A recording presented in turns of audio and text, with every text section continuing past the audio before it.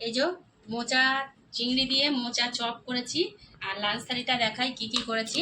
এই যে প্রথমে এক বাটি ভাত নিয়ে নিয়েছি, গরম ভাত। আর প্রতিদিনের মতো লেবু আর লঙ্কা দিয়ে একটু সাজাই। আর একটু স্যালাড নিয়ে নিচ্ছি, শসা। আর নিয়েছি আমড়াগুলো যে কি, এই যে বিলিতে আমড়াগুলো, বাপে বাড়ি আমড়াগুলো খুব সুন্দর খেতে। তো যাই হোক, এবার নিয়ে নিচ্ছি মোচার চপ। মোচা চিংড়ির চপও বলা যায়, মোচার চপও বলা যায়, নিয়ে নিলাম।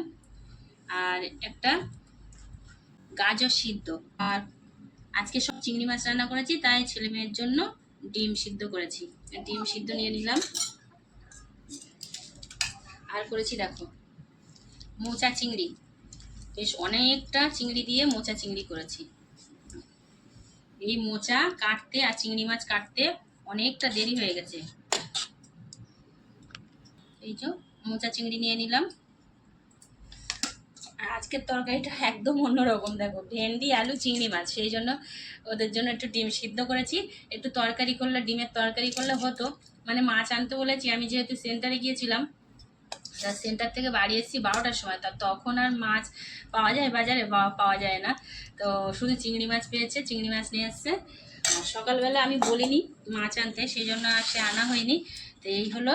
আর সেন্টার থেকে বাড়ি এসেছি, বললাম কমিটি গঠনের কাজ ছিল প্রচুর, আজকে ঘোরা হয়েছে সকাল থেকে। 12:30টায় বাড়ি এসেছি, তো কাজটা মিটেছে।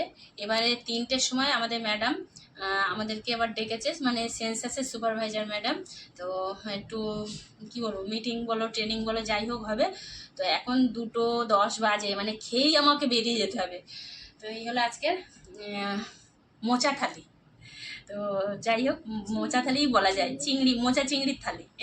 সবই চিংড়ি মাছ, চিংড়ি মাছ, এটা সবই চিংড়ি মাছ। আর সঙ্গে মোচা চিংড়ি মাছ, এটা কাটতেও দেরি হয়। তো টাটা, খুব তাড়াতাড়ি রান্না করেছি।